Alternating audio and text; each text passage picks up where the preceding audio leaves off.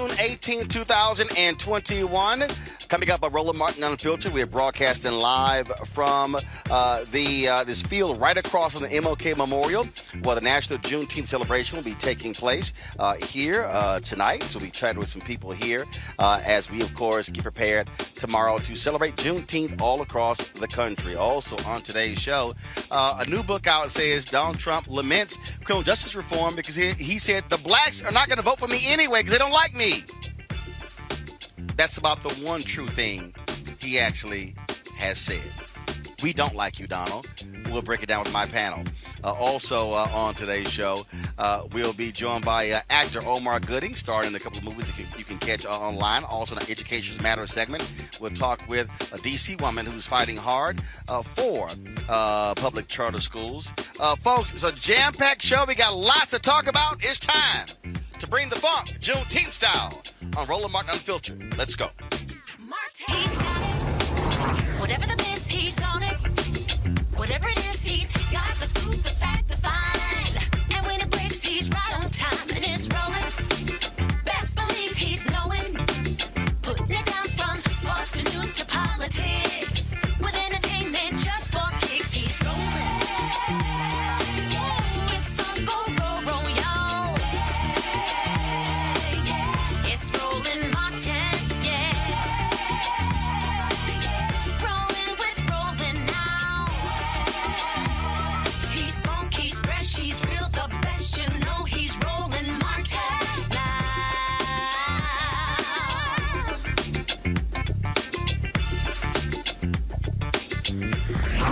Martin!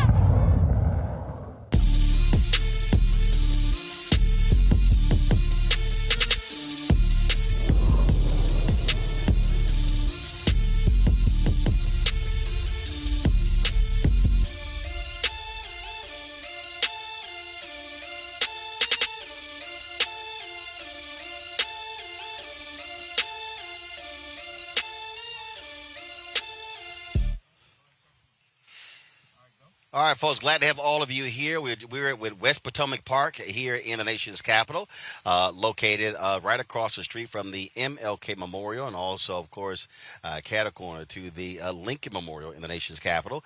There's going to be a Juneteenth celebration event taking place tonight. That's why we are here. I'm going to be actually speaking there a little bit later as well, and so we're looking forward to that, and so glad to be out here. Of course, tomorrow is officially Juneteenth. And those of us you see me sitting here wearing my Juneteenth shirt, breaking every chain since 1865. And so, of course, now with the president signing, making Juneteenth a national holiday. And so we look forward to that. And so a lot of things we want to talk about on the show. Folks are still talking about that issue and raising the point about Juneteenth. And there were some tweets that I saw that I thought were interesting. I saw Mark Anthony Neal write, who actually asked for Juneteenth to be a national holiday with all the other issues that we had. I had to reply to him, well, hell, folks like me did.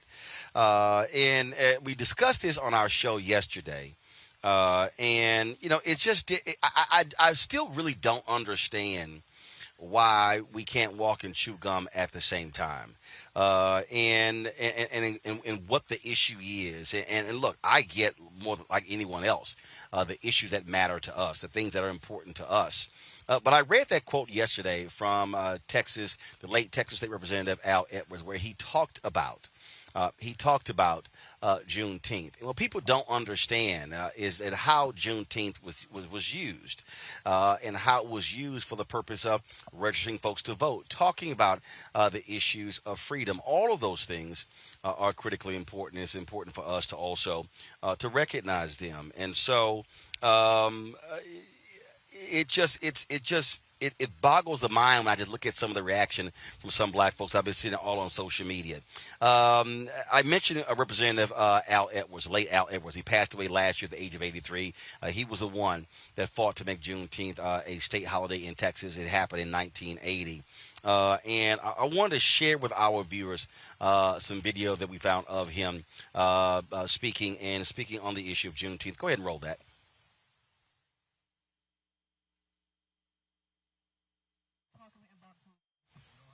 Well, I do want to show. So there's actual video of State Representative Al Edwards, and again, the thing that I want people to understand, and everybody understand, Juneteenth wasn't always treated in Texas like it was a big barbecue party. Let's go all line dance, have some barbecue, and have a good time. No, it actually is Freedom Day. Other places call it Emancipation Day. Other places talk about how we use that.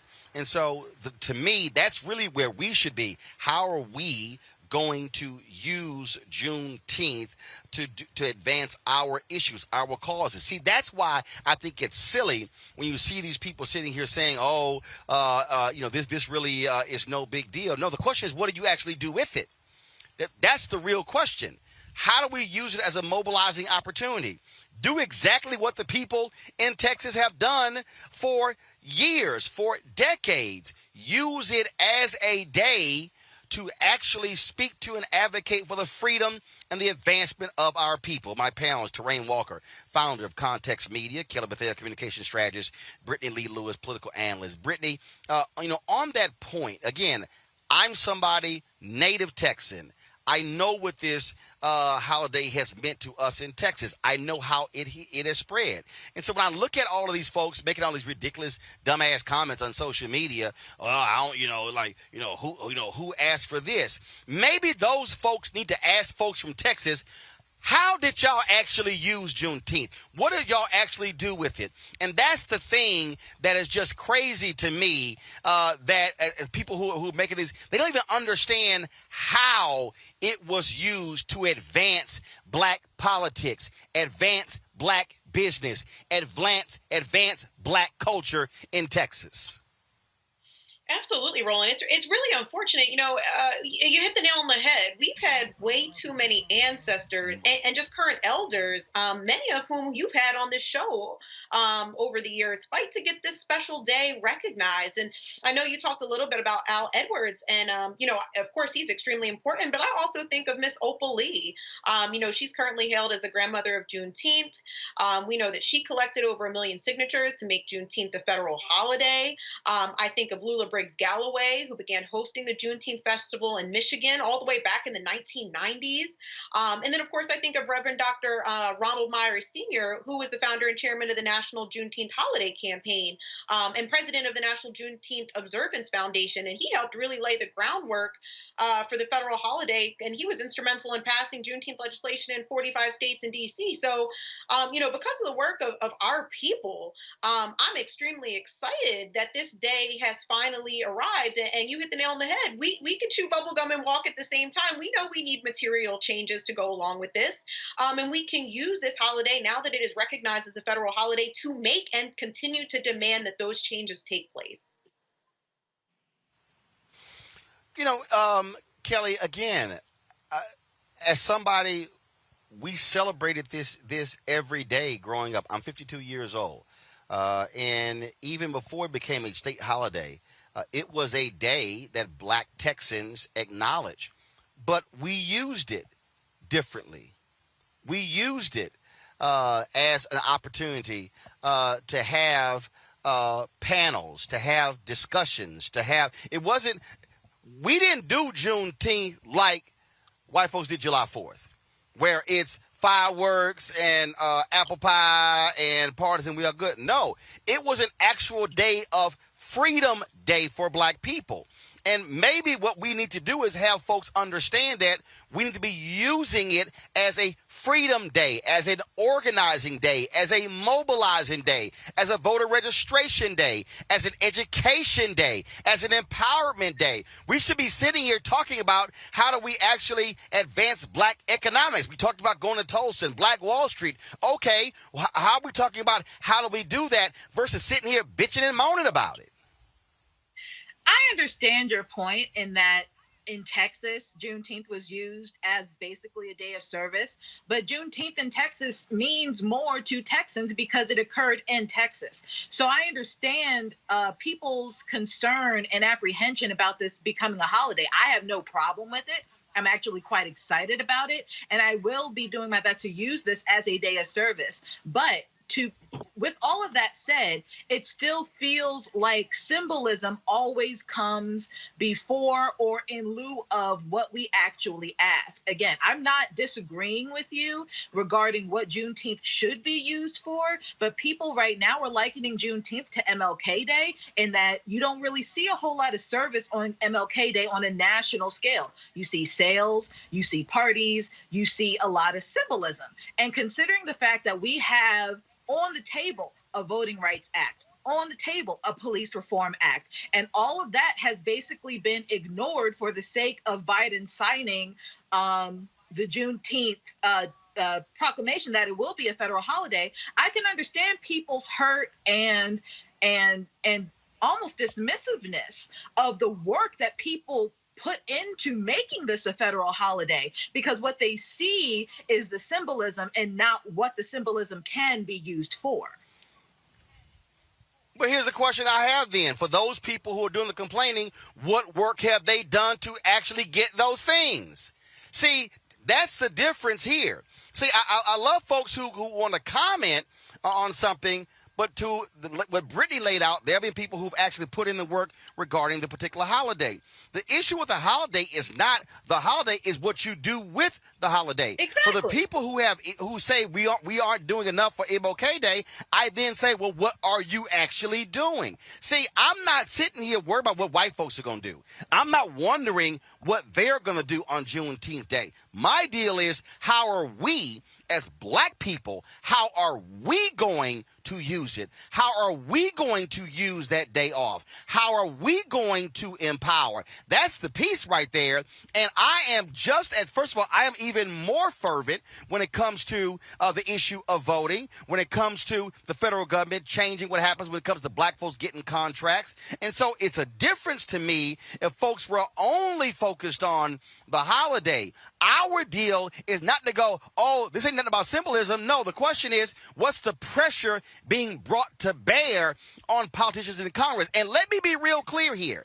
We're talking about the George Floyd Justice Act, Congress. We're talking about the issue of H.R. 1, John Lewis Act, Congress. There are fundamental issues in state capitals, in county governments, in city halls, at school boards. And so when I see the people complaining about this, I'm still saying, what are they doing, Brittany, to mobilize and organize to deal with all of those issues in their neighborhood, in their city, in their county, in their state? Yeah, absolutely, Roland. I think we got to find a balance here. And I say, we can't contribute to the erasure of our own historical figures, right? And I think that's what's getting lost here, is not recognizing not only all of our ancestors and our elders who have worked to make Juneteenth a holiday, and people have put in labor, decade after decade to really get this recognized. And then to also recognize that we can use this, we can't always depend on Congress. And I love the point that you made, what are we doing on a day-to-day basis, and how can we mobilize Juneteenth? Or like you said, in Texas, I know Texas has very special celebrations, but how can we now continue to mobilize this on a national level for our community to make those changes that we want to see? Because we know that Congress hasn't been dedicated to making the material changes that we need. And of course, I recognize, there is an irony in the fact that we are seeing Juneteenth become a federal holiday, and yet we are seeing this, banning of critical race theory and conversations of racism in our classrooms to even be able to begin to teach the history of Juneteenth and why this is so important. But that doesn't mean that we need to take away from this historic moment. And it certainly doesn't mean that we cannot, like you've said, utilize this day to make those necessary changes and to do everything that we can within our community to continue to fight, because we have been fighting, but to continue to fight to make those changes. So we need to be able to recognize and do both. And Kelly, for the people out there who have no clue how Congress operates, I might want to remind them, Congress passes symbolic bills every day. They vote on renaming post offices. They vote on resolutions. They vote on stuff like this every single day. To me, for every person who's whining about, oh, who asked for this, why this, I'm still asking people directly, How many U.S. senators have you called? Have you called your own U.S. senators? I don't care if they're Republican. There are 2 Republican senators in Texas. Senator John Cornyn was a sponsor in the Senate of the Juneteenth bill. Black folks in Texas should be calling Cornyn saying, okay, thanks for the Juneteenth bill. How you going to vote on H.R. 1? How you going to vote on the George Floyd Justice Act? See, that's the deal. I think it's a whole bunch of people who are real good at commenting on Instagram, Facebook, and Twitter, who ain't picked the damn phone up, who ain't sent no email, they ain't went to one damn rally, they have not signed up for nothing, but they want to complain about Juneteenth getting passed. That's what I'm saying. I'm saying I want to challenge them. What are you doing on these other issues if that's what you care about?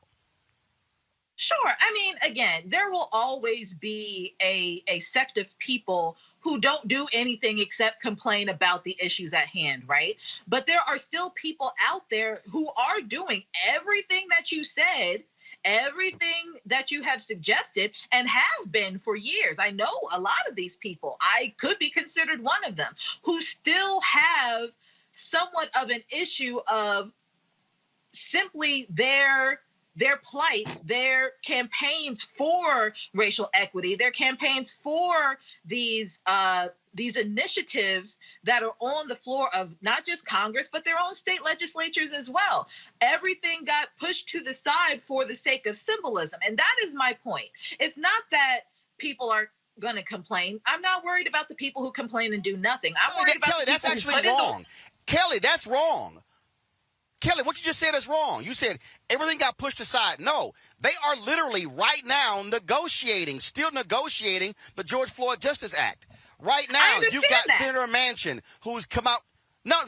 When we say pushed aside, those things are actually happening. Let's also remind people, this could have passed last year.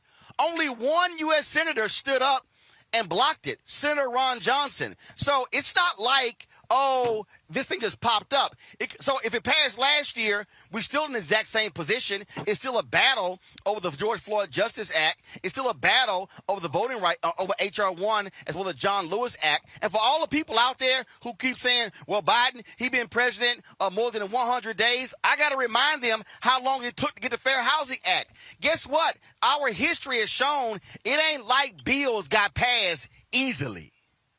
I completely understand what you're saying, and I'm not disputing that. All I'm talking about is the perception of it all. It is perceived that these bills have been put to the wayside. It has been perceived that our needs and our desires as Black people in this country to just be on the same footing as our white counterparts, all of that has been pushed to the side. I'm not saying that it has been, but that is the perception when you see bills that have been on the floor for months and years, and when you see people who have been on the front lines for years for those initiatives, all for the symbolism to take over, and yet the initiatives themselves being rejected.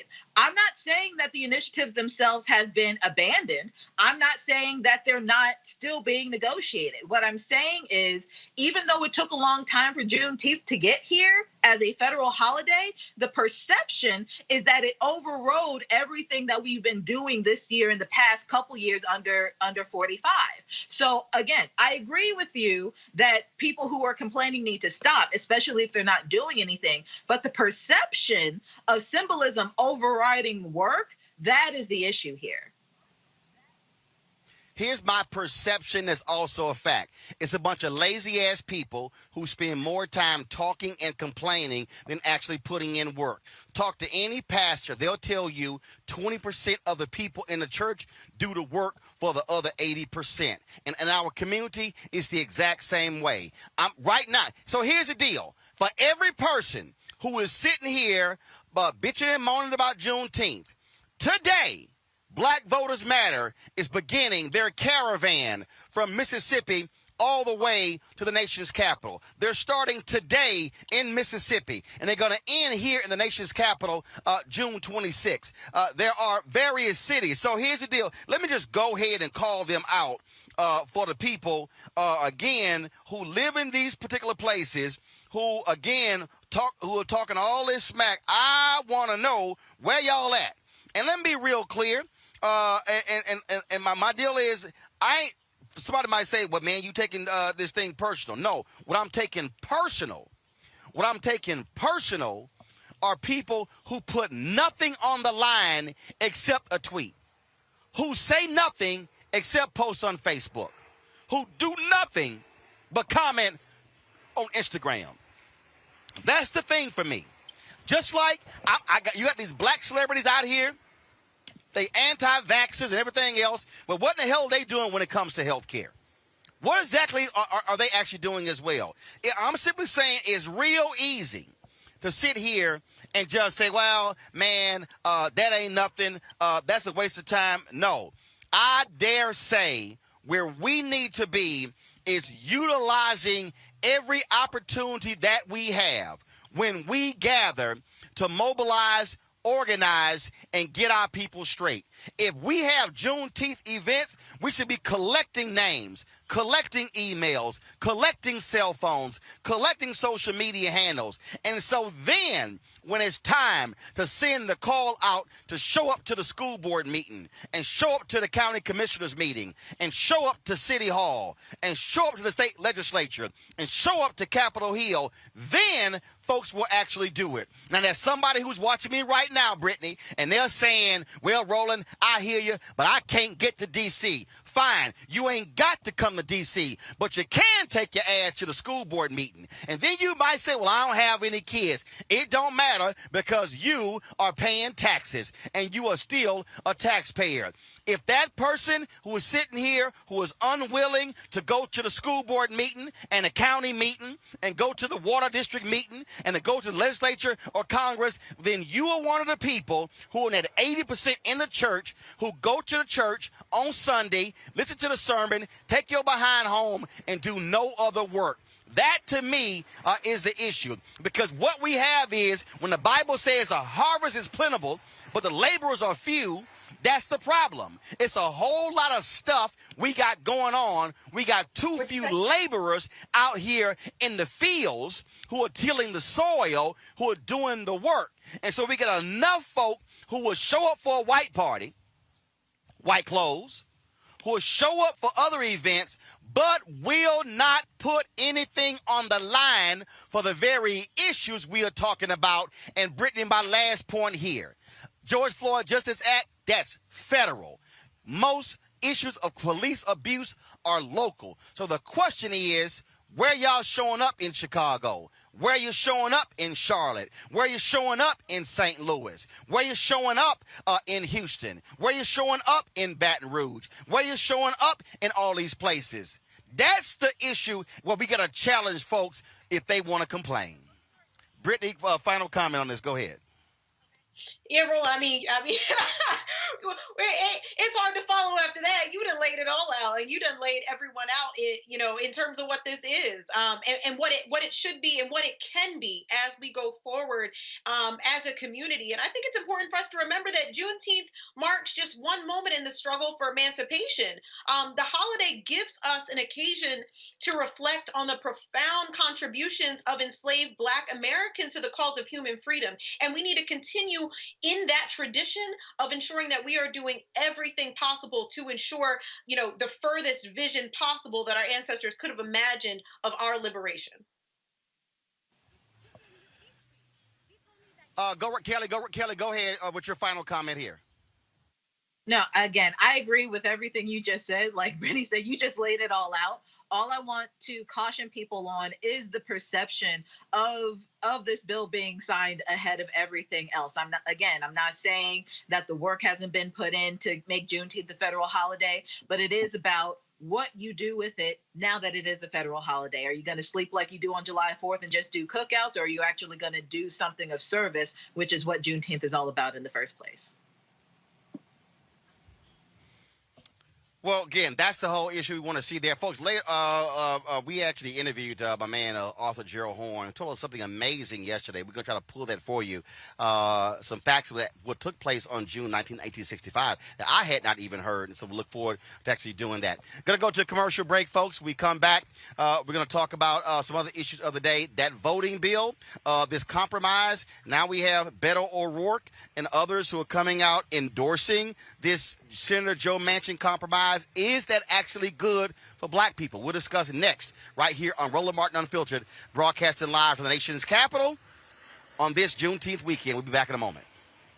I believe that people our age have lost the ability to focus the discipline on the art of organizing. The challenges, there's so many of them and they're complex, and we need to be moving to address them. But I'm able to say, watch out, Tiffany. I know this road. That is so freaking dope.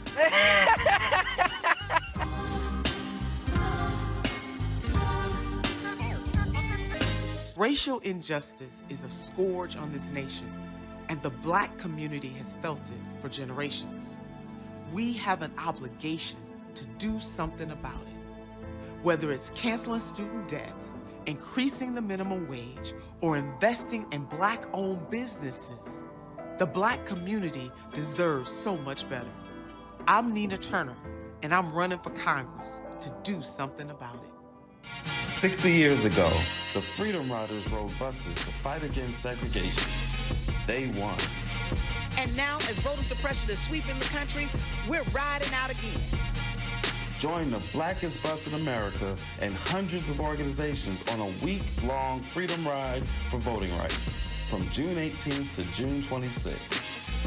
Come out to our rallies in New Orleans, Jackson, Birmingham, Nashville, Atlanta, Columbia, Raleigh, Charleston, Richmond, and Washington, D.C. If you can't join us at an event on the route, you can just meet us in D.C. on June 26th. Or if you can't ride at all, then show your solidarity by hosting a rally right in your own town on June 26th. No matter where you are, everybody can be a Freedom Rider. To learn how to get involved, text Freedom Ride to 797979. We got power, y'all, and we're bringing it to D.C.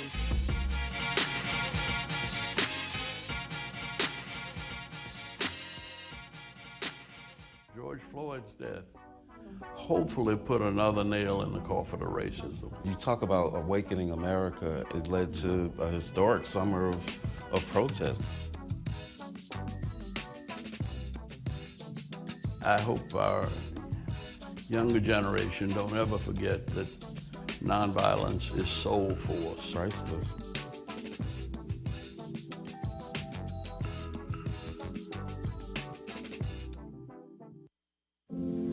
I believe that it's movement time again. In America today, the economy is not working for working people. The poor and the needy are being abused. You are the victims of power, and this is the abuse of economic power. I'm 23 years old. I work 3 jobs. Work 7 days a week, no days off. They're paying people pennies on the dollar compared to what they profit, and it is time for this to end. Essential workers have been showing up to work, feeding us, caring for us, delivering goods to us throughout this entire pandemic, and they've been doing it on a measly $7.25 minimum wage. The highest check I ever got was nearly $291. I can't take it no more. You know, the fight for 15 is a lot more than about $15 an hour. This is about a fight for your dignity. We have got to recognize that working people deserve livable wages. And it's long past time for this nation to go to 15 so that moms and dads don't have to choose between asthma inhalers and rent. I'm halfway homeless. The main reason that people end up in their cars is because income does not match housing cost. If I could just only work one job, I could have more time with them. It is time for the owners of Walmart, McDonald's, Dollar General, and other large corporations to get off welfare and pay their workers a living wage. And if you really want to tackle racial equity, you have to raise the minimum wage. We're not just fighting for our families, we're fighting for yours too. We need this. I'm going to fight for it till we get it. I'm not going to give up. We just need all our America stand up as one nation and just fight together. Families are relying on these salaries, and they must be paid at a minimum $15 an hour. $15 a minimum. Anyone should be making this to be able to stay out of poverty. I can't take it no more. I'm doing this for not only me, but for everybody. We need 15 right now.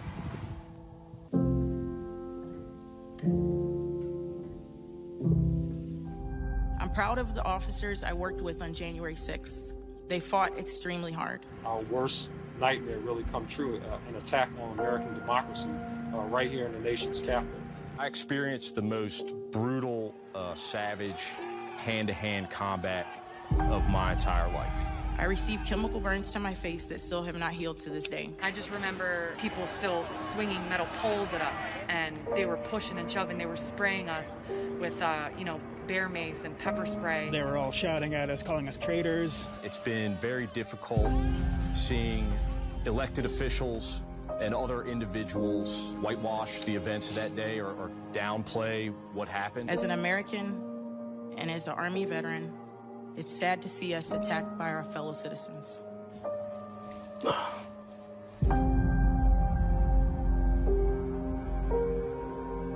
Yo, what's up? This your boy Ice Cube. What's up? I'm Lance Gross, and you're watching Roland Martin Unfiltered.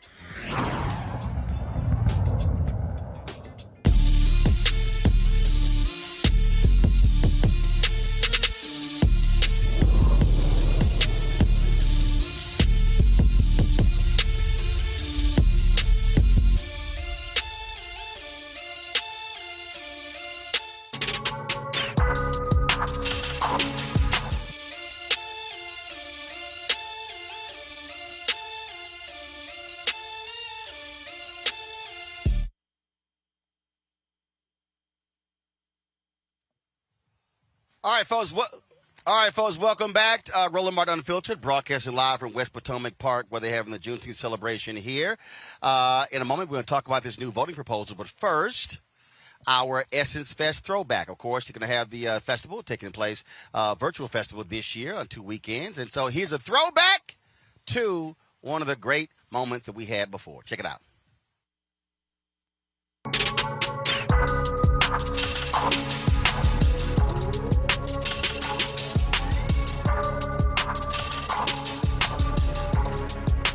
Omari, this is totally different from season one. It's crazy. Why? Because Ghost is unraveling? No, just the reaction from people. It's crazy. Yeah, we slowly. I feel like Curtis said it best when he said we paced ourselves properly, whereas other shows have in the past and will in the future blow their wad, like in 3 episodes. We paced not only over one season but over 5 seasons. So we allowed the fan base to ride, but keep enough distance from them so they had to kind of stay in it in terms of who done it and how whoever done it did it. So I think we've kept enough mystery and we paced ourselves good. And of course, Ghost being the character that I play is as convoluted and as complex as that mother sucker has ever been. And I take it the church ladies at your mama church are happy you keeping your clothes on. I'm happy. Because a year ago, two years ago. We talked. 2 years ago. Oh, a year ago. Yes. You talking about episode 3, 2, and 1. I mean, season 3, 2, and 1. Yes. Season 4, I was good. I got to be in jail. Yes. The only thing that my clothes... But no clothes coming off in jail. No. Just the orange jumpsuit instead of the suit. But now I'm enjoying this moment where Timmy has to be that, and Joseph has to be that. It's nice. It's nice for people to pay attention to the acting. Yes. It's nice for people to pay attention to the acting. But bro, you're killing it. Thank you. You're killing it.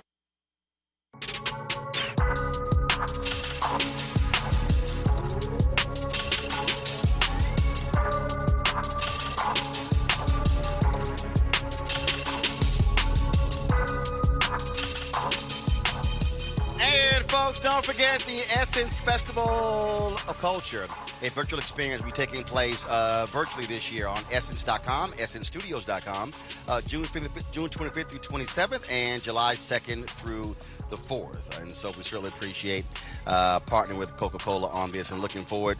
And we'll have, of course, recap shows on that Monday, June 28th, and, of course, on July 5th. All right, folks, let's talk voting. Lots of things are happening on the congressional level.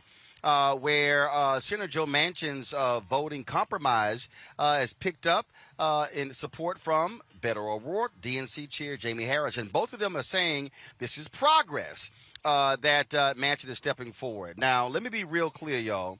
Why all of a sudden is Senator Joe Manchin now trying to craft a compromise? I'll tell you why. When he catching that heat from those protesters, Kelly, in West Virginia, Reverend Dr. William Barber and the Poor People's Campaign out there putting pressure on him. It's real easy to say, oh, I'm not going to support this. And remember, he was all about absolutely how he was adamant about not ending the filibuster, yet this leaked audio call came out when he was talking with some billionaire donors about, how he might lower the threshold from 60 to 55 and stuff along those lines. And it's like, so now all of a sudden, now you want to talk about some compromise, but there are others.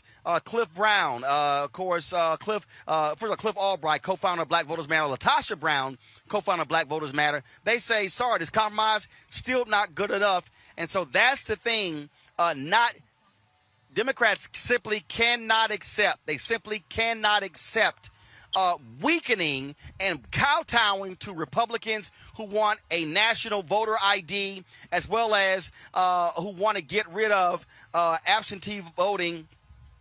In terms of being able to versus having an excuse, they want to stop that. They see what's going on, Kelly. They saw what happened in Georgia. They want to try to limit voting as much as they can. Democrats cannot accept that, and I'm sorry, I'm not buying that half loaf, full loaf crap. If it's a bad bill with bad provisions, if it's still going to be bad for us, the answer has to be no.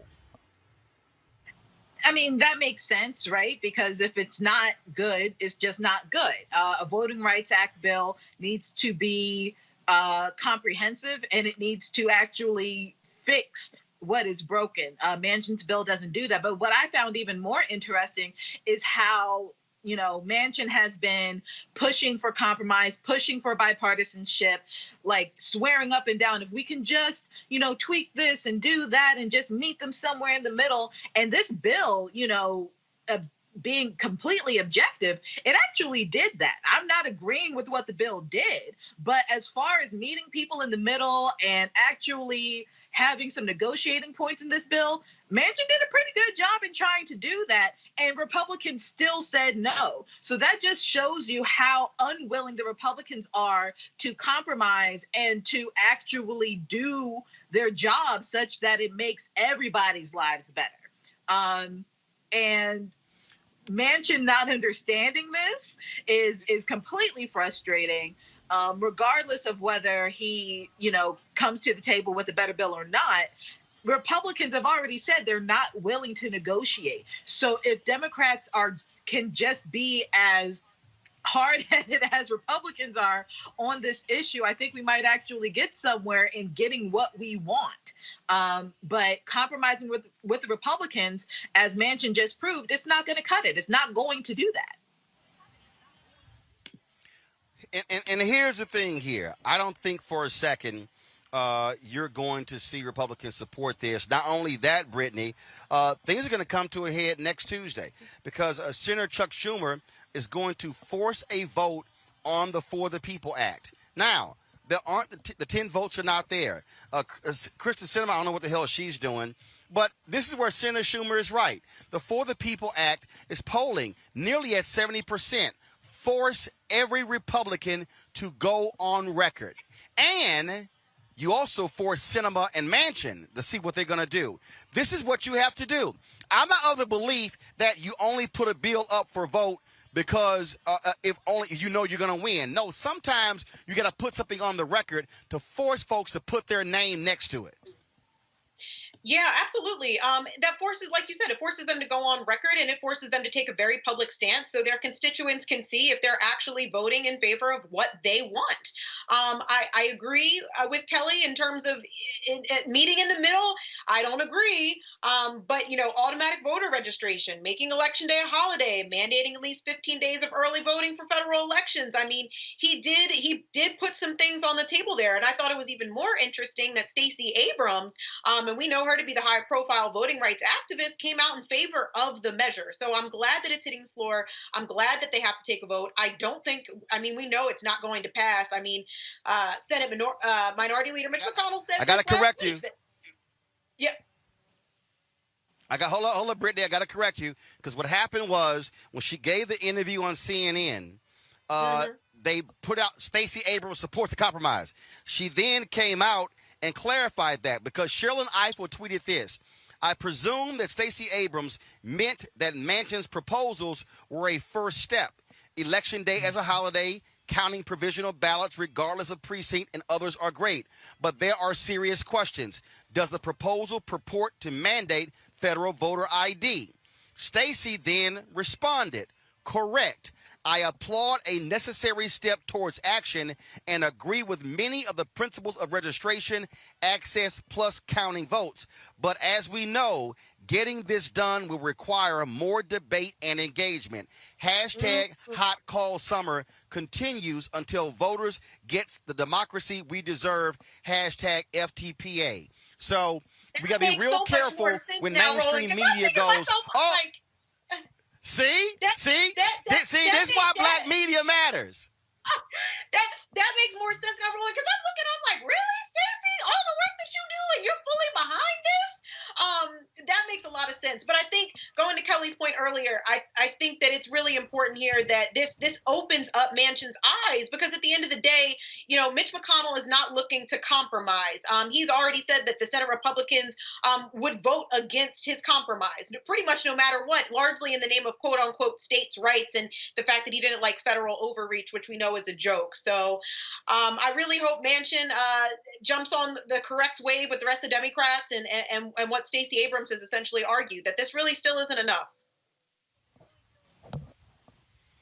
And that's the thing, Kelly. We just got to be mindful how mainstream media tries to spin this stuff. So-and-so supports. No, some people say this is progress. Support means, I'm down with the proposal. No, they're saying I need to see more in it. So we just got to be real careful when people say somebody supports it.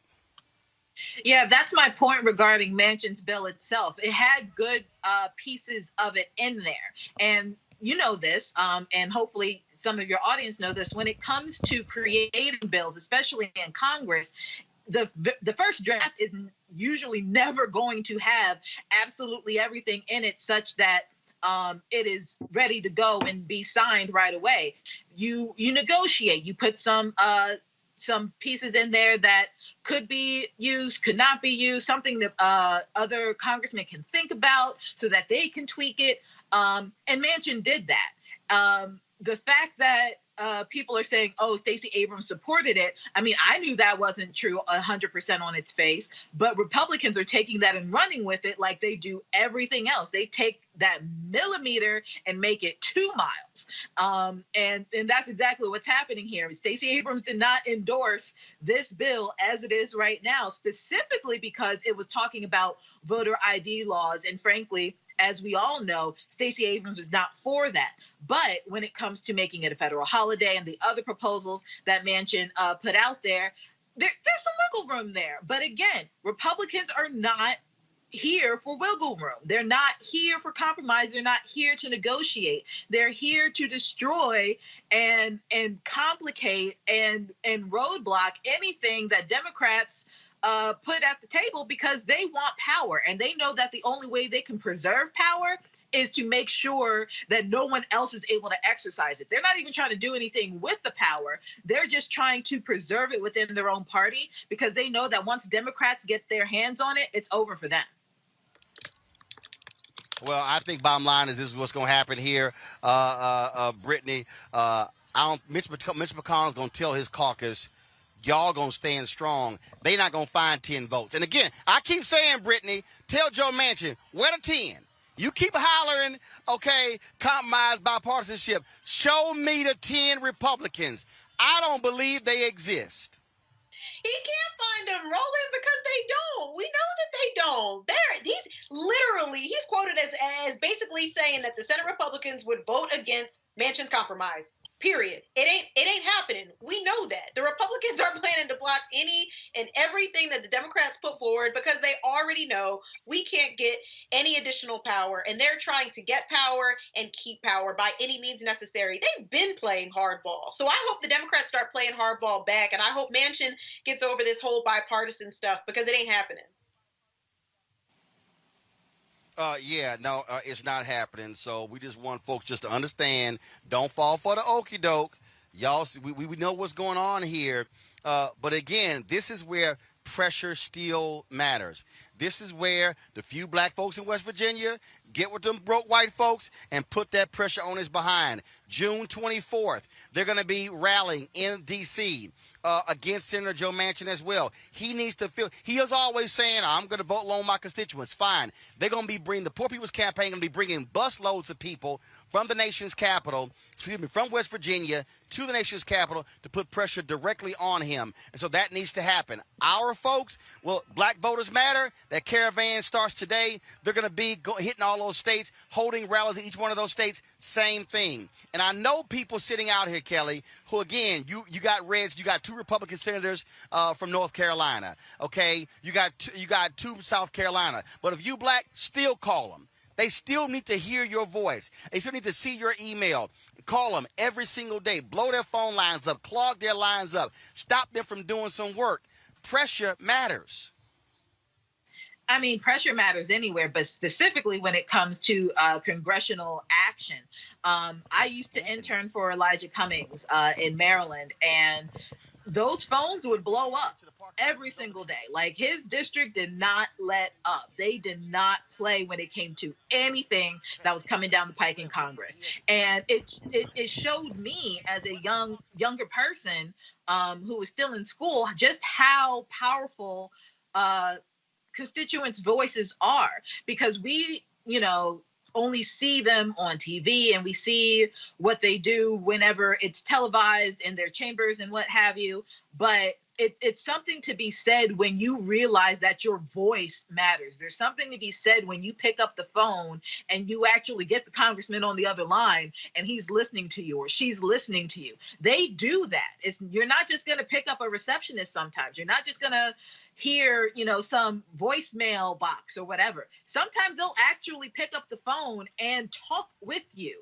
A lot of the times they do that. You will get a response to that email. Sometimes you will get a response to that voicemail. Your voice matters. And the pressure necessary to actually make sure that their voices reflect your voice because you put them there as voters, that's super important. It's super important. It is vital to this democracy and the way that this government runs. And the sooner more people understand that, the better off we will all be as constituents and voters and citizens in this country.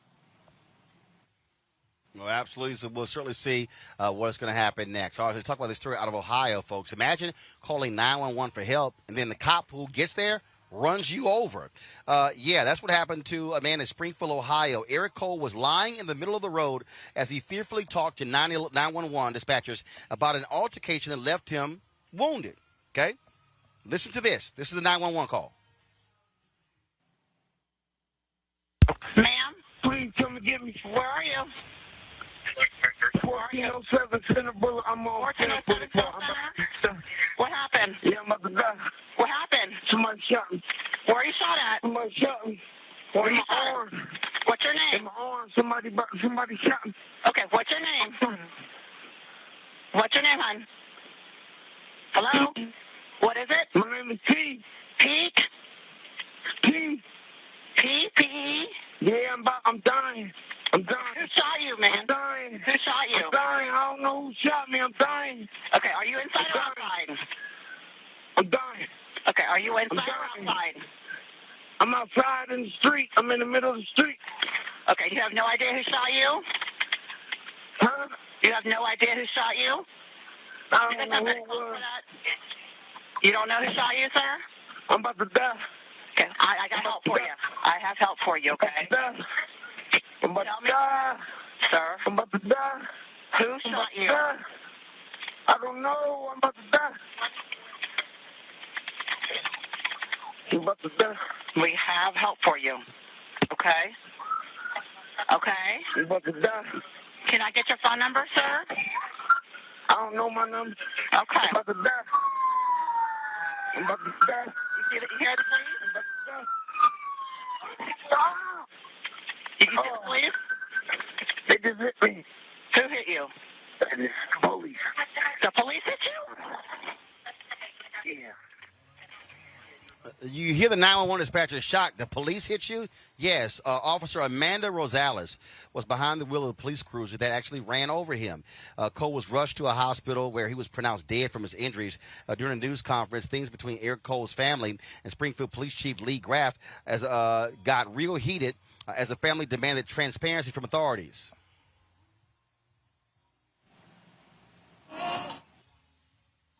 And with no remorse, and nothing was said when I ran down to the scene.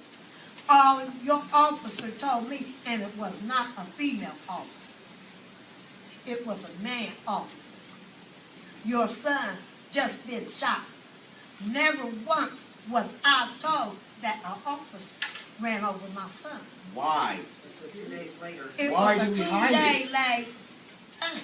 Why did we hide I it? should have been warned to that the same night. Why are we hiding stuff? But the hospital told me that my son was ran over. That's not the being gunshot transparent. wound was not his death.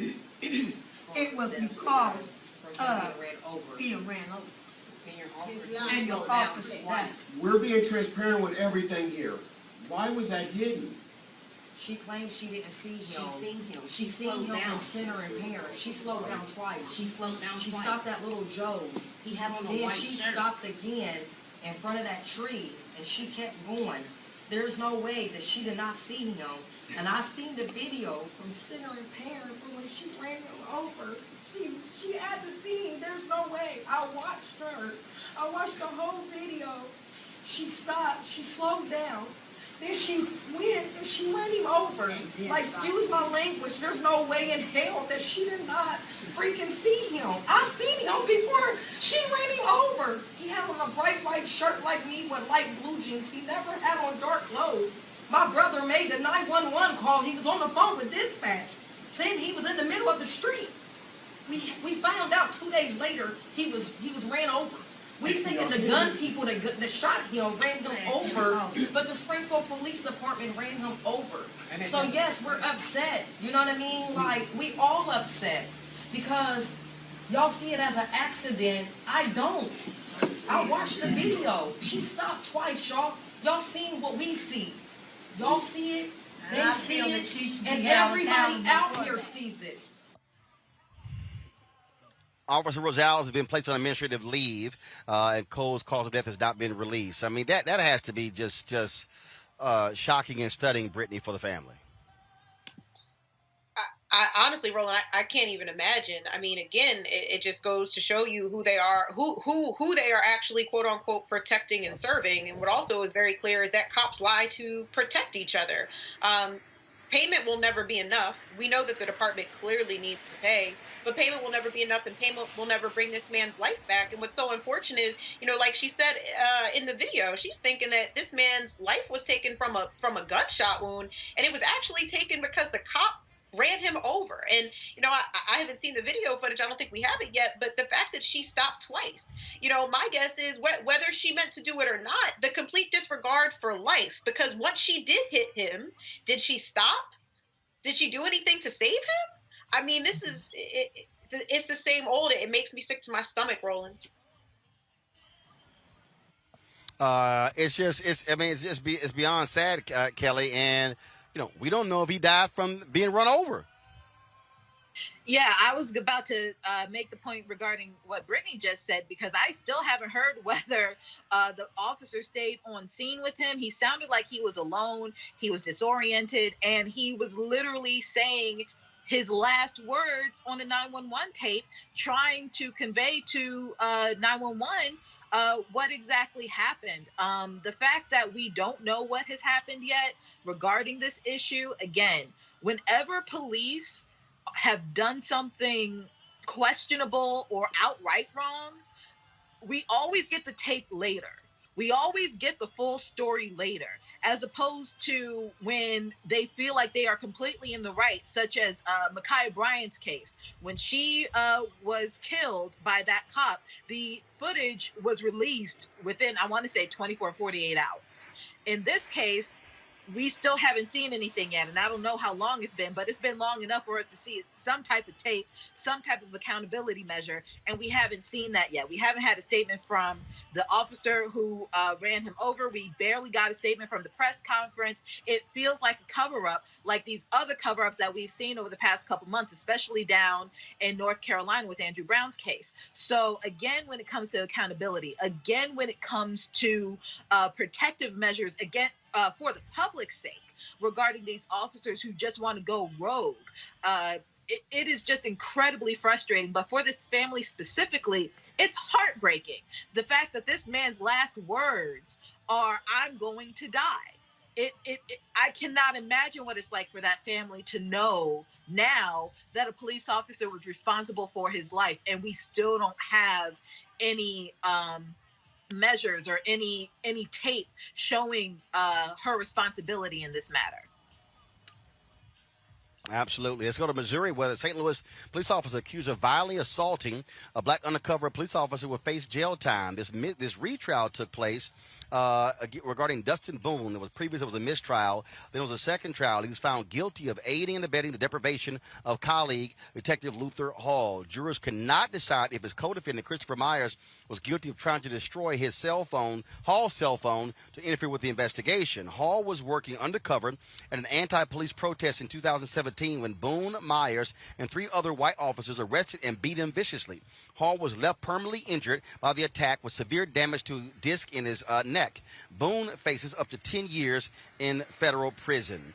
Now, remember the St. Louis couple that went viral for waving their guns at protesters as they marched by their house last summer have pled guilty to separate misdemeanor charges. Now, Republicans came to their aid. I think that actually the guy who he's actually trying to run for the United States Senate, Mark and Patricia McCloskey, they're not going to face jail time, but both will have to pay fines and guess what? Surrender their weapons. A special prosecutor held the ruling after St. Louis Circuit Attorney Kim Gardner was removed from the case. The McCloskeys filed a motion to kick her off because Gardner used the McCloskeys in campaign material. Patricia pled guilty to misdemeanor harassment, while her husband Mark pled guilty to misdemeanor 4th-degree assault. Well, that's what happens when you do wrong. And so they got to give their guns up. Boy, I know that pains them. Brittany, you first. I mean, who? I mean, you know they mad, Roland. You know they mad. In terms of their guns, I mean, they certainly have no remorse, though. I saw that this man had the audacity when he was on the steps to say, "I do it again." And it just goes to show you that they have no reverence for Black life or protesters or Black people. And like you said, he's running for a U.S. Senate seat in Missouri. He even had a new little bit of celebrity after this happened, making that appearance at the Republican National Convention. So, you know, I'm not surprised whatsoever, but I am glad that they got their weapons taken away. Kelly? Again, I definitely am okay with the fact that their weapons were taken away, but I can't help but think that this was an entire less than a slap on the wrist. It almost feels like the court and justice system gave them a cookie for breaking the law. Further, I don't know if anybody was aware, but I believe both of them are lawyers. And even though those specific weapons were taken away, because it was a misdemeanor, they are allowed to get other weapons. So just it doesn't make me feel any better that their weapons were confiscated and that they have to pay a fine or anything like that. At the end of the day, they can still practice law. Someone can still be their client. They can still get another gun and do this again. And as Brittany just said, the man who's trying to run for Senate said that he'd do it again. So the danger is still there. Nothing really changed. And it again, I remember when this first came out, and it was just so baffling to me that they were that brazen. And to continue seeing that brazenness on trial, frankly, just shows you how pervasive whiteness is, how strong their white privilege is, considering that, frankly, nothing really happened to them. There you go. So guess what? got to lose their guns, see what happens, and you're not going to win a U.S. Senate seat. All right, y'all, we come back. I'm going to talk to one of the leaders in the country when it comes to charter schools here in D.C., Ramona Edelin. We're also going to talk here with Black Bach, Wes Bellamy, and others as we are broadcasting live from West Potomac Park, where they're having the Juneteenth celebration here in the nation's capital. We'll be right back on Roland Martin Unfiltered. White supremacy ain't just about hurting black folk. Right. We got to deal with it. It's injustice. It's wrong. I do feel like in this generation, we've got to do more around being intentional in resolving conflict. You and I haven't always agreed. Yeah. But we agree on the big piece. Yeah. Our conflict is not about destruction. Conflict's going to happen.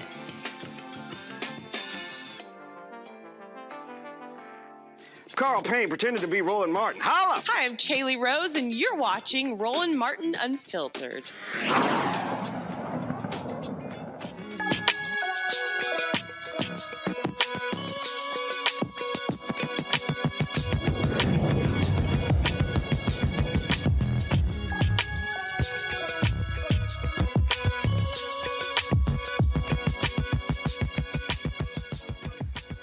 All right, folks. Getting ready for the end of school, but there are a lot of other students who still are in school who go year round. And of course, our students are trying to play catch up due to COVID.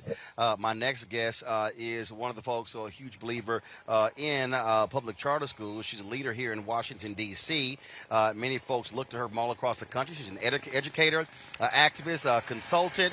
And so she was the one who actually introduced the term African American into our vernacular. And so we certainly welcome to the show Ramona Edelin. She, of course, is the senior advisor for D.C. Charter School Alliance. Ramona, glad to see you here.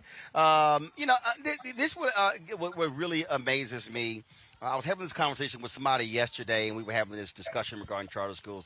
And I said, look, I don't care what the school is. If our kids are getting educated, let's roll with it. Roland, you have said that many, many times over the years, and I agree with you. The main thing should remain the main thing, and that is how are the students performing? And charter schools are doing remarkably better, stunningly successful with children of color from impoverished backgrounds here in the district and in other urban areas around the country. So as far as we are concerned, they have to be promoted. They have to be supported and defended because they are doing a better job with the young people the whole nation is so concerned about, and we are most concerned about. And for me, that's those schools that are doing the job. And when I say to people, if there's a charter school that's sucking at the job, they got to go.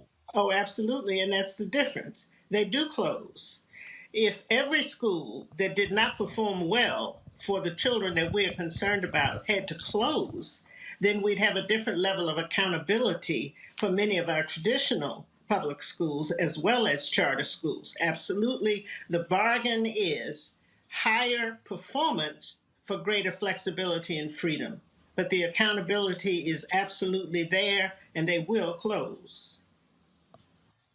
What was it that caused you to say, you know what? I got to jump out on front on this thing here. Howard Fuller has talked about sort of his moment. George Parker's talked about his. What was that moment for you where you said, I can't keep supporting the same thing? Well, I didn't have a conversion moment quite like George's, certainly. I never headed up the union. But similar to Howard, I've been looking for 50 years now for what works for these young people who have been left out, left behind, denigrated, stigmatized, and not educated well too often in our public systems. And this is a model of governance at the site-based level with accountability that is working. And so once I saw the results, I was convinced, and I have been doing everything in my power to support those people who are leading and operating these successful schools since I realized these data make all the difference. They're doing better by our kids. Question from our panel. I'm going to start with you, Kelly. Your question for Ramona. Thank you for doing all of the work that you've done. I guess my question to you is, what is this? What do you perceive the solution to be for the public schools that are in existence? Any advice that you have for them, because they're not charter schools, they don't have the same guidelines for curriculum and the like. How do you think? Do you think that they can coexist with charters? And if so, what would be necessary to get them on the same par? They absolutely can coexist, and I believe that the sharing of best practices, the tearing down of these artificial walls, from the children's point of view, if you keep the main thing, which is the students, you can have a household where one student goes to a charter school and another one goes to a traditional public school, and that from that point of view of that family, they don't care. They just knew that one fit this child's talents and this child's interests better than the other. But there's no reason why all children shouldn't benefit from what we learn. Share these best practices and don't put up fences and guardrails that say we don't need to know. You do need to know. And one of the models is look at how each school within the building can have more of a culture and more autonomy over its own affairs, as opposed to a one-size-fits-all central administration where it may work very well in an affluent community. Those kids might be doing beautifully. They would have been doing beautifully anyway, whether they even ever came to school or not. But it's not working in a lower income community of color where there are no relationships with families and no real connection to the culture and history of the children. So let's give more autonomy to the local schools and learn from best practices and share them. We don't want only the kids who go to charter schools to do well. We want everybody to do well. And if there's something that we've learned, then we should be sharing it. And if we're willing to share it, they should be willing to learn from it. Brittany, your question for Ramona. Yeah, first and foremost, I want to say thank you for all of the work that you've done and your commitment to students and education. But I do have a question, because I do understand that the origins of charter schools, were to address that issue that a one-size-fits-all model does not work. But I worked in an impoverished charter school in Wilmington, Delaware. It was 99% low income, 99% people of color, but it was essentially functioning as a business.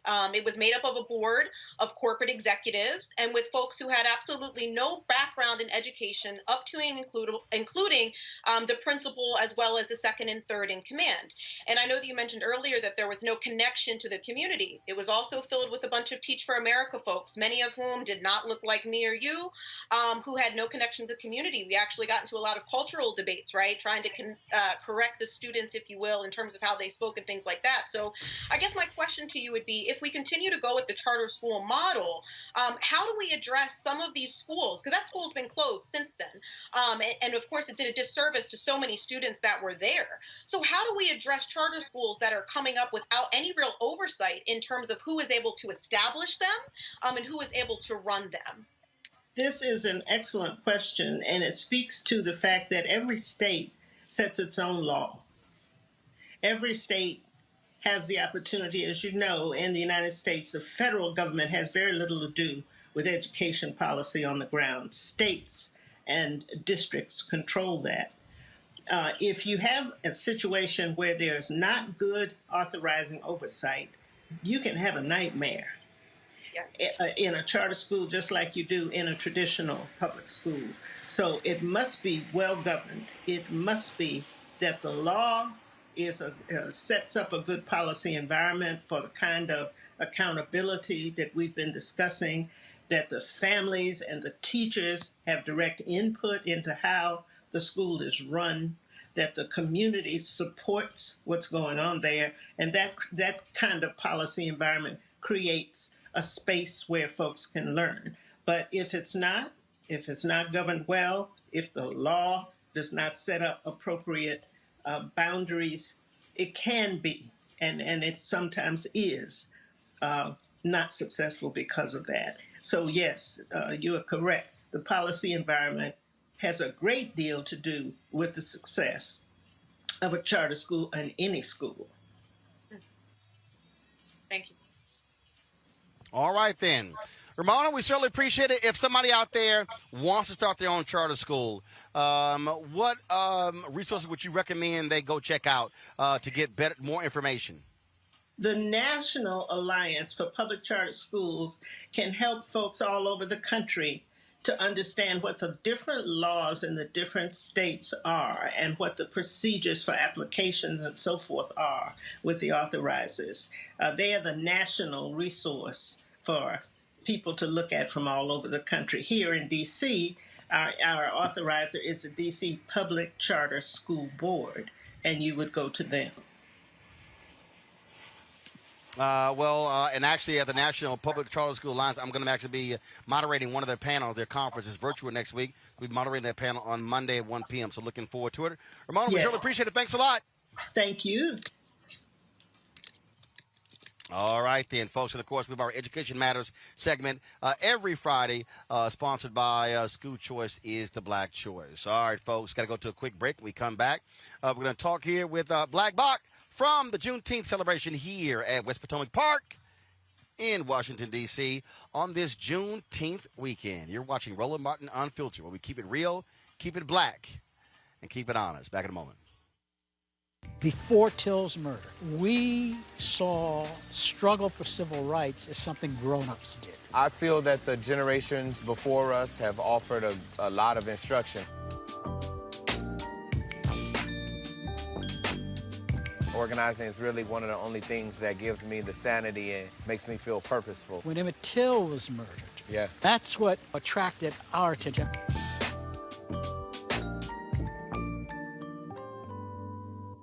Hello, everyone. I'm Godfrey, and you're watching Roland Martin Unfiltered. And while he's doing Unfiltered, I'm practicing the wobble.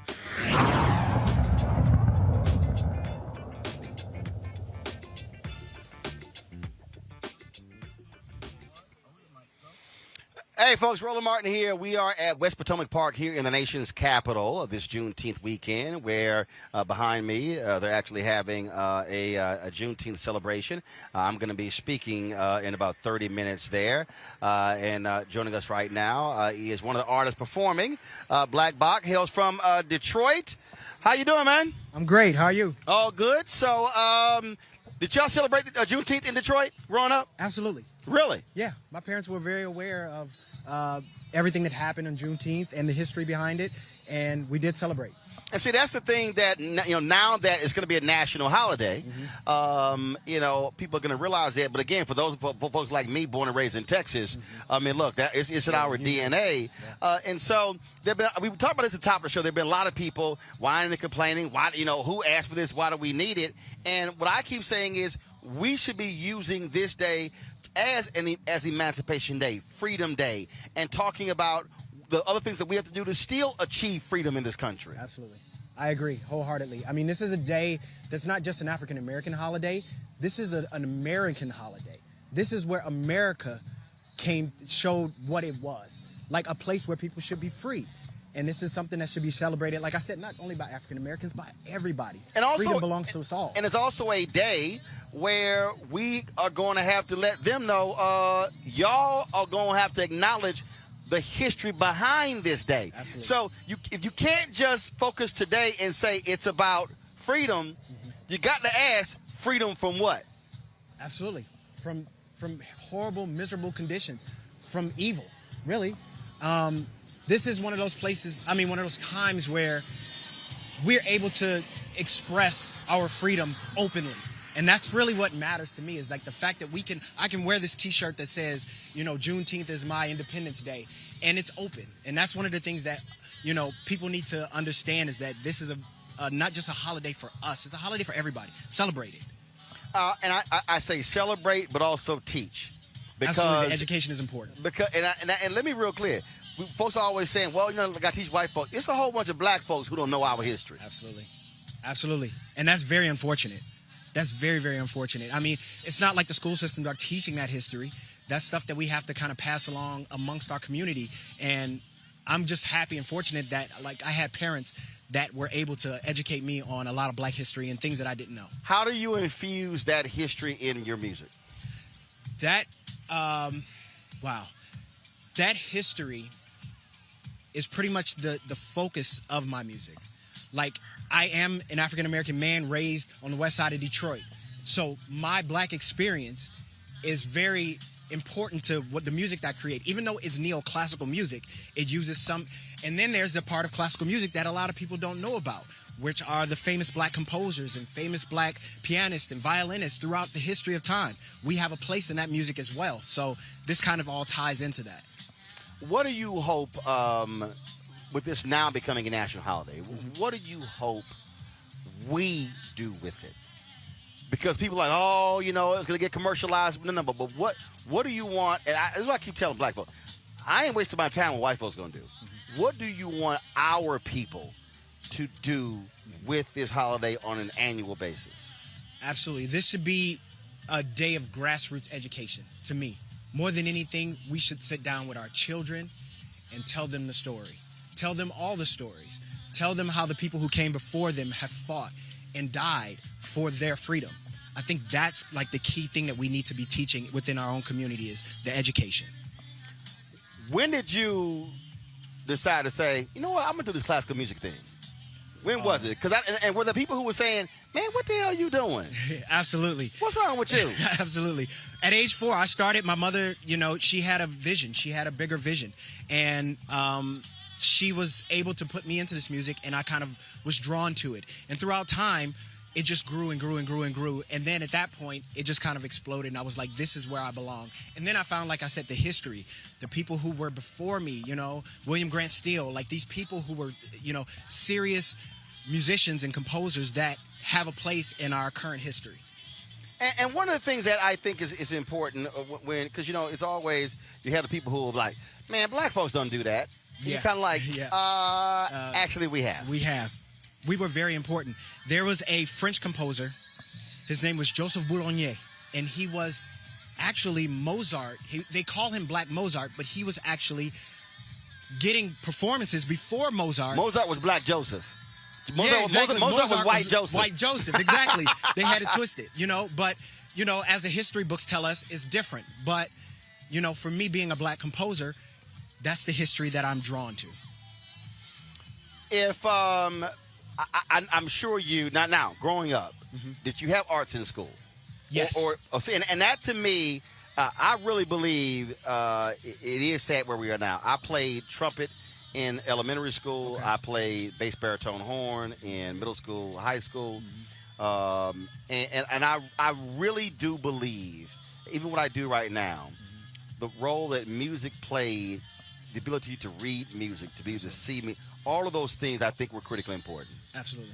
Those are very important for me, just growth as a musician, period. Like understanding the deeper meaning, the deeper, you know, reading music, not just playing in church, but also being able to read music and know the history of that, you know? So that's one of those things that's, as a musician, I think, and as a Black musician, it's important that we expand our vision on our musical education. Music still needs to be in schools. It needs to be deeper. Like a lot of my mentors and teachers were the ones that I found in school. And then that carried into, you know, clubs and locally in Detroit. So it just kind of grew from the point where school was the first, like, Absolutely. Absolutely. Yeah. All right, then. I know you got to go perform right now, so I certainly appreciate you stopping by and chatting with us. Thank you so much. I appreciate it, bro. Thanks a lot. Thank you. Folks, that's Black Box. Where can people get more information? They want to get your music or read about you? Absolutely. Where'd they go? I had an album that came out today. It's called Black Book. It's on all streaming platforms. My name is BLKBOK, if you need to spell it out. But you can find me anywhere. Instagram, Facebook, Twitter, TikTok, anywhere. All right. We surely appreciate it. Thanks a lot. Thank you very much. All right, then. Folks, we're going to have our second Coca-Cola Essence Festival throwback moment. Here we go.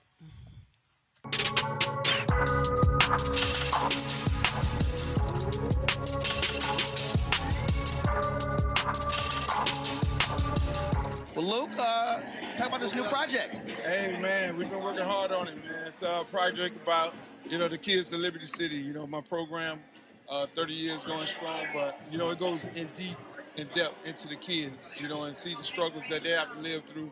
I mean, there ain't no blind side. There ain't no situation like that. I mean, it's a real deep story. But what we use is football as a tool, for these kids to then, get out of the situation that they're in, whether they do make it to the league or not. But then we're there for our kids. Of course, I mean, you talked about Liberty City in your book, which wasn't just about your music, about really what that community of people go through and how they fight to get out to make it. Yes, I mean, and that's what the story is about. I mean, when you look at the piece, I mean, it's a 6-series docu-series. When you look at some of the kids, and it's real touching. I'm gonna tell people, right now, get your crying rag prepared because you're gonna need it. When you sit there and listen to some of those stories, you're gonna know exactly. I don't care where you're from, but you've heard those stories before. So to be able to see that on TV, like I said, there ain't no blind side. It's a situation where, we all, whether you're in Boise, Idaho, to Miami, to Compton, you've heard those stories and you've seen those stories before.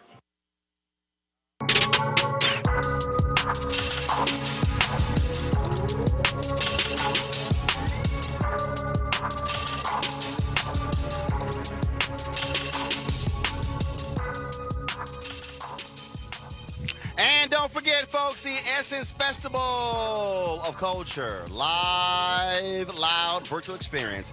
You can check it out at essence.com, essencestudios.com.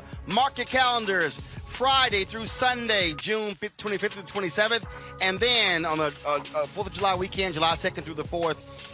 And we, of course, Essence Festival of Culture, a virtual experience presented by Coca-Cola, and we appreciate them being partners with us with these Essence throwbacks. You can actually go to my Instagram, Twitter, Snapchat, Facebook pages and watch the photos that we're posting in addition to the segments that you're seeing on the show. Real quick here, Kelly, you listen to classical music? Don't lie. Don't front. You said, do I listen to classical music? Yes.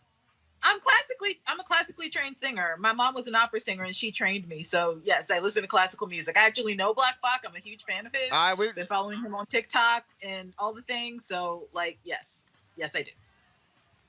All right, just checking. Well, how about you, Brittany? Only to the extent of my ballet training. So I listen to classical music because I was raised doing ballet. So that would be the extent of it. Look at you. See, so basically what you're saying is you don't. That's what you're saying. A little bit.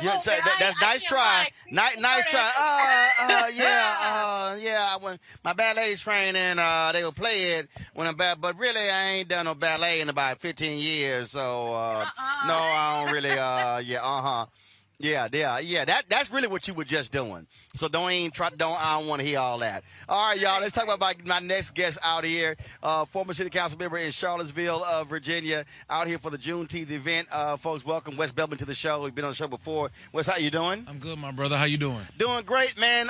The Confederates in Charlottesville, they ain't gonna like Juneteenth. Oh man, they ain't gonna like it, but who cares what they got to do and what they don't like and what they do like. We're gonna do what we got to do. Well, and it's driving them crazy because they love their Jefferson Davis Day and they Robert Lee. They're not like, damn it, y'all just gave a federal holiday to the folk who they wanted to keep enslaved. And we took away Jefferson Davis Day in Virginia. Shout out to Governor Northam. But, before we go into that, I don't know if the people can see it, but I want to give you some kudos. Roland got some African Air Max. Yo, these kicks are fire. Oh, well, I've been admiring. This is from the gas. Okay, so here's the deal, y'all. My man is dripping. Remember, when I went to Ghana. Let me back up. So, y'all, first of all, y'all see we got the unfiltered director's chairs. He dripping. So when I went to Ghana, y'all, I had these pants made. So I took the extra fabric I had, and they put it down the lines, and they hit me with the cuffs. Yeah. And then we had Nagas Footwear, black-owned athletic shoe company. Okay. They make all different shoes. They're out of Atlanta. Okay. We had them on the show, and so of course, when I was in Georgia, these are the shoes I wore. Yeah. They're comfortable. They gave me 3 pairs of shoes, and they supposed to be. Y'all ain't got back to me. We're supposed to be working on a special edition Roland Martin unfiltered shoe. Okay. So I'm gonna hit them when the show's over. Let them know. I want to make sure everybody saw everybody those out joints here, is they all tough. dressed up. So I said, no, I'm going to dress like we do at Juneteenth in Texas. I said, we ain't going to sit here, you know, and we be all bougie with it. So this is how we going to dress. So I said, I'm going to come out here wearing this. So. Much love and respect, man. I love appreciate it. I appreciate it. You're all right for an alpha, man. You're all right for an alpha. Come on now. You know, what little youth group you in? You know, it's only one fraternity, Kappa Alpha Psi. We had to come behind y'all to clean it up. Nah, y'all dressed like Delta, so I ain't want to hear all that. So I don't want to hear that. Talk about for you again, Juneteenth. What I asked Black Bach this. What do you want us to do with this day? Well, I think for us, it's most important that we understand that it's okay for us to celebrate as a holiday. That's all good and well, but the work is at the city halls. The work is working with your local commissions and boards. The work is with your county commissions. The work is with your state legislators. And for us to be able to celebrate and enjoy our freedom, let's be free enough to go do work.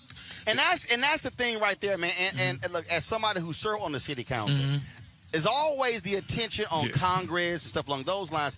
And I keep telling folks, if you don't pay attention to City Hall, the school board, the county commissioner, that's where that stuff is really happening. Exactly. That's literally where the change in your community is made. And I see all these individuals on social media saying X, Y, and Z about they're not impressed about this day or that day. And my question often to them is, okay, if you're not impressed with that, are you coming to the meetings?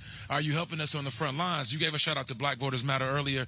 I want to give another kudos to them. They'll be in 6 different cities. I'll be joining them in Richmond as well as D.C. So, you know, we need everybody to come out. Let's show some support. Call your senators. Call your congresspersons. Let's get HR 1 passed. Let's get the For the People Act passed. Let's get the John Lewis Voting Rights Bill passed. But locally, there's statewide issues revolving around qualified immunity that we all could be supporting on the state level and on the local level. Check out what your police practices are with your police chiefs, what your city councilors are doing, what are their budgets looking like. Everybody says defund the police, but do you know what your budget allocations actually look like?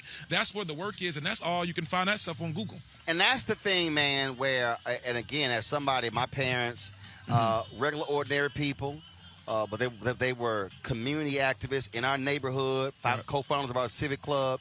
So I grew up, I testified before the city council when I was in middle school and high school. Well, you know, Roland, I traveled to the state capitol for rallies where my mom was one of the 3 citywide co-chairs for the TMO, the Metropolitan Organization. So that was my life growing up. And so I saw the impact when regular people who nobody knows made differences for their neighborhoods. Oh, man. You know, there's nothing that terrifies, and I say this as a former vice mayor and a city council person, there was nothing that terrified my colleagues more on the council than a bunch of black folks showing up to the city council meeting. That's right. There was nothing that scared them more than that. And we have to be able to show up and show out. And don't show up 2-3 weeks in a row. They were asking me all the time, well, Wes, what's going on? What do we need to do? They always knew that I was mad because we would have a vote or something and have a discussion. And I'll say, don't worry about it. I'll bring my folks next meeting. And when we show up, the vote always went my way. Always. So that's what we have to do. But I'll just say this part, Roland. We have to educate our folks on why this is important. We have to educate and show them tangible examples of how when you come and show up at the meetings, you can have tangible resources allocated to your community for us to see the day-to-day change. And that's what we have to do. And that's the piece right there. So when the people are out here complaining, we need this, we need that, I keep saying, you got to show up. You got to let them know. And again, people think I'm lying about this sort of stuff. I saw my parents do it. My mom and dad never went to college. My dad worked for Amtrak. My mom worked in insurance claims. They got with the people in the community. That's how we got refurbished streets, sewer system, lights, turn the old fire station to the senior citizen center, the park refurbished, put on the bond election. I saw this growing up. So when I'm talking about this stuff on the show, folk got to act like, well, man, you ain't never been in politics. No. But I saw it. I literally saw with my own eyes how the neighborhood where I grew up in, I saw street lights because of the bond project, sewer system because of the bond project, parks. I saw crack houses torn down. We did lots cut down. I literally saw it. That only happened because the people showed up. Right. See, the power isn't with the politicians. The power is with the people. And when the people show up, that power is shifted for us to be able to do what we have to do. So you're absolutely right in that regard, but that's also one of the reasons why, again, organizations like Black Voters Matter, this new organization that we have, Our Black Party, they're so important for us to be able to educate and politically educate our folks on how you do this. Because, you know, Roland, the truth of the matter is we can tell folks show up at the meeting, but many of them are honestly terrified to come to the places. Yep. A lot of us are still scared to speak in front of white folk. A lot of us still have inferiority complexes. So we have to empower our folks to, just like we would be loud to complain about when brunch isn't good or how we going to show up and turn up on Sunday Fun Day, we got to be able to show up to these meetings and use our voices for our power. And that's what actually happens. Wes Bellamy, man, we appreciate it. Thanks a lot. Man, I appreciate all you do for the culture, my brother. I appreciate it. Thank you very much. Folks, Wes Bellamy there. Tell people, you said the group Our Party, tell them where they can get more information. Sure, so be sure to look us up on our social media platforms at Our Black Party, Twitter, Instagram, Facebook, as well as hit me up on Instagram at Dr. Wes Bellamy. Got it. I appreciate it, bro. Thanks a lot. All right. Folks, it's all about activism. That's what matters the most important, and it's not a matter of what you do. So you can be a former city councilman. You can be here in media. You can also be an actor. My next guest is Omar Gooding. You've seen him in any number of films, and those films, one of the films that you can actually check him out right now on the platform is AM Radio. You can check that movie out. But also there's another movie that I'm in that he's also in is called A Day of Trouble. A friend of mine, Shakola Thompson, actually one of the producers, and so she hit me up. She said, hey, I need you to get Omar and talk about this movie. It's on all the platforms, folks. Prime Video, Apple TV, Google Play. Omar, glad to have you, Roland Martin Unfiltered. How's it going, my brother?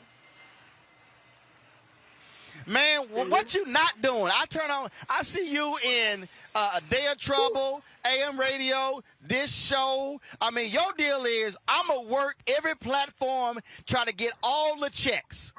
Yeah, I ain't turning down nothing but my collar, man. I got to do it, man. I got two boys now. You understand me? I got a 4-year-old and a 1-year-old. And they ain't doing nothing but growing and eating and, you know what I'm talking about?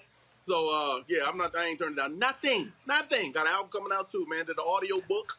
That I'm going to make an actual book. I did a documentary. Man, I've been working. And I signed a deal with Disney, man. Don't get me started. I got too much to do. Too much. Hey, man, that's what I'm talking about. And so, I mean, the thing is, this is why I tell folks all the time. You can complain about lack of opportunities, or you can put the work in. You damn right. People call me all the time. What can I do to further my career, to get a foot in, man? Keep on doing. Whatever you're doing, do it times 10. If you ain't getting the results that you desire so far, do more. Be creative. Think outside the box. Use your the platforms that are available to you, man. All you need is a cell phone these days. And on that point, and my people have heard me talk about this here, and we had Bill Duke on the other day, and I watch High Flying Bird every 3 months on Netflix, and I've discussed this on my show before. Steven Soderbergh, this great director, made that whole movie with 2 iPhone 7s. Shut up. Shot the whole movie. I did not know that. Dude, seriously, if you he's now shot. Yeah. Dude, Soderbergh has now shot 4 or 5 movies solely with the iPhone. Then when he shot the iPhone 7, he sent a whole bunch of notes to Apple on how to improve the phone. And so I'm curious to know if he thinks the 11 and the 12 has what he needs. But he literally shot, Anthony, bring me that light right here. This is seriously. I was reading this article, and obviously as somebody who's in media, I'm always fascinated by it. Right. He basically has a light like this. So, Anthony, go ahead and take that shot. Or here, take a different shot. So he basically has a light like this and an iPhone, and that's his favorite thing, how he shoots most of his scenes. And I'm watching this, and I'm like, yo! But again, so when you said even iPhone, that's a feature-length film on Netflix right now. So when y'all go watch A Day of Trouble and AM Radio when it comes out on Sunday, watch High Flying Bird, shot it with 2 iPhone 7s. That's amazing. Won't he do it? Amazing. I'm about to go shoot a movie as soon as I hang up. Not just because you said that. I'm about to just light it up, get the camera going in here. So I got the iPhone 10, damn it. I'm ahead of the game now. I don't need the 11 or the 12. I got the 11 Pro Max. See, this is why I tell people, Omar, don't shoot vertical to get the black bars on both sides. You got to shoot horizontal because it fills the whole screen up. Yes, it does. That's dope. Message.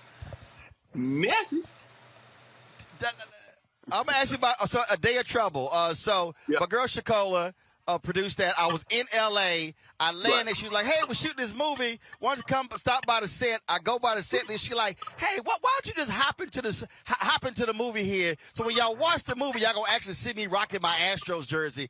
That was not planned. I literally just dropped by to say, "Hey." But tell folks about just huh? Well, I mean, that's what's funny is it's called A Day in the Trouble, and I had one day of trouble on the set myself. Every scene I was in, we did that in one day. That's just how they get down. A lot of the time, man, they say, "Here's the script. Here's when we need you. Here's what we'll pay you. Can you do it?" I said, "All right, fine. I ain't doing that. We out in LA. Let's make it happen." And it was a great time filming it. You know, I've done so many things since then. But from what I remember, it was an enjoyable experience, and I urge everybody to go out and check it out, man. It was a good film. But again, and that's the thing, man, that, look, one thing I want to ask you about how the walls, and Brittany and Kelly, get y'all questions ready, how the walls have tumbled in that you now have direct access to your fan base. And so now with the streaming services, now even with YouTube and other platforms, if you want to be a creator, you talk about Issa Rae, people love what she's doing, but look, but the bottom line is that started as webisodes. And now with all stuff she's doing, you got to just do it. You can't wait for permission. You got to go do it. No excuses. Talk about that. No excuses. Yeah, there's no excuses on getting your stuff out, getting it seen, and the content filmed and shot and looking like you spent more than you actually did. But there's categories and there's platforms for just about every type. You know, AM radio, we shot on a limited budget during the pandemic. You know, we scaled down the crew. We brought in just the essentials. You know, it stars myself, Eddie Rubin, Felicia Morgan Lloyd, and that was it. Everybody else were callers that called in that we filled in the blanks later. Called a couple celebrity friends and said, "You know what, I need a voice for this, voice for that." I threw my sister in at the end. She wanted to call it. Jason Weaver, he wanted to call. I don't want to tell them too many. When would y'all see the end credits? And be like, "Oh, that was who I thought it was." But yeah, man, it's nothing but ingenuity and creativity to get things done. And when y'all see this finished project, just don't ever ask me what the budget was. You'd be surprised at how we got this thing done, man. But yeah, absolutely. All right, Brittany, your question for Omar Gooding. Go on, Brittany. Oh, sheesh. This is a simple question. So, you know, you come from a lot of folks who are in the spotlight and they've been doing their thing. You've been doing your thing. What's your advice to someone that wants to get into acting? Yeah, do it for the right reasons. You know, people think that it's just like an overnight thing, or if it's meant to be, it'll happen right away. Some people are fortunate to where that's how it was. I mean, I started when I was 9 years old. And it just took off. My brother, he took classes. He knew what he wanted to do. He stuck with it. And that's why he got an Oscar. You know what I'm talking about? Me, I kind of followed him in. I picked up a script for him one day. And I went on an audition. You know, I went on 2 auditions in one day and then booked one. So for me, it was like it's in the blood. It's that type of thing. But if you know it's what you want to do, hone your craft. And that might just be watching more movies, watching TVs, doing your research like that, going online, following social media, see what people are doing, following what they do, act it out. My father, rest in peace, who would always tell me, if you want to learn how to sing, follow what the singers do. That's your easiest lesson right there. Turn the radio up and try to emulate what they're doing with vocally, and you'll at least be on track to becoming a better singer. With acting, it's the same thing. I watch a lot of movies. I'm a big fan of the craft. So, like, for me, doing AM radio was more my producer hat. I was editing the film, and that's what was fun for me, because when I watched it, I didn't say I didn't like how I looked. Or I said he. You know, I'm watching it as a fan, and it was just the process of being behind the camera as opposed to in front of the camera, or as well as in front of the camera, was something that I really, really dig. So I'm really happy to put my producer hat on. But anyway, back to your question. Yeah, my advice is just stick with it. Keep your head in the game and keep doing your research, because there's really no shelf life as far as acting. You know, if I can do this forever. I can stop 20 years and then come back and then just play Morgan Freeman roles. You know what I'm talking about? You can be that old guy, old woman in something eventually. You know what I'm talking about? Don't ever just think, oh, if I don't get a shot by now. No, you never know what God has planned for you, so stick with it. All right, Kelly, your question for Omar Gooding. Go on, Kelly. Hi, huge fan of yours, by the way. So thank you. When it comes to you and your career, you've basically done it all. You act, you produce, you edit, you direct, but you've also done comedy and you've done dramedies and you've done dramas. And with all of that brings a set of uniqueness because not everybody does that. Conversely, when it comes to being Black in Hollywood, and I know this because I have a lot of friends in Hollywood, not necessarily in Hollywood, but certainly in the arts. They try to pinhole us into certain monoliths, right? So how do you balance your Blackness and your uniqueness with the need for unity in the Black community and within drama and fine arts? So I choose my roles carefully as to not let down my fans and to do every role justice. The balance comes with, it's kind of just in me, like people say, what do you do more, drama or comedy? And I say, well, shit, what would you rather do? Laugh all day or cry all day, But there's a release that comes with, like with AM radio, I pushed myself and it wasn't too hard because of everything that we were going through. Because of the pandemic, because of the George Floyd, because of all of that uncertainty that we were dealing with. And the movie deals with mental health and, that feeling. A lot of people that I talked to about this as I was getting ready for the role and just in general, just friends, we had conversations. Everyone had their version of hell that they were going through, no matter what their financial situation was or whatever it was. But they always felt like it was just them. Why is this happening to me? You know what I mean? So I also do music too. You left that off the list. And I have a song that I created called You Are Not Alone, which kind of speaks to people who are thinking that they're by themselves. That's kind of the draw with... What happened? Did I miss something? No, I'm sorry. Keep going. Oh, something else? Sorry, I got to actually give a speech. No. I got to give a speech here. So I was like, yo, find out what time I'm actually speaking. They told me it's 7:50, and it's 7:50, which means it's a Black event, which means I ain't speaking at 7:50. But Omar, go ahead and finish your point. About 7:55, 8-ish. No, you good. No, I'm wrapping it up, too. So I got a million other things to do. Yeah, but still, more like 8:55. Go ahead. You already know how they do. So anyway, so I kind of used all that, channel what I was going through for this performance, and that was that. So I don't know if that's quite answering your question because I get a little scatterbrained. I'm talk about a little bit of everything, but the balance for me is just like common sense and choosing the roles that make sense for me, make sense for my fan base and my skill set. You know what I mean? So I think that's what you were getting. You answered it perfectly. Thank you. Okay. All right, then. Y'all, Omar Gooding, he is in.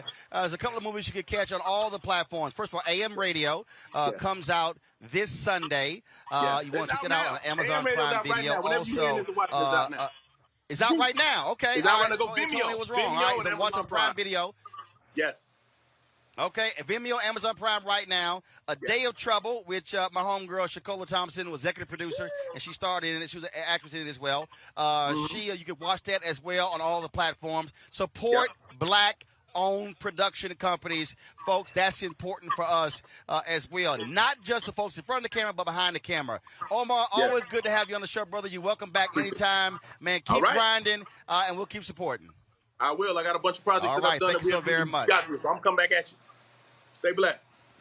All right, just hit me up. Let me know. All right, my brother, stay well. And enjoy. Happy Juneteenth. Yes, sir. You too. Folks, and that is it for us.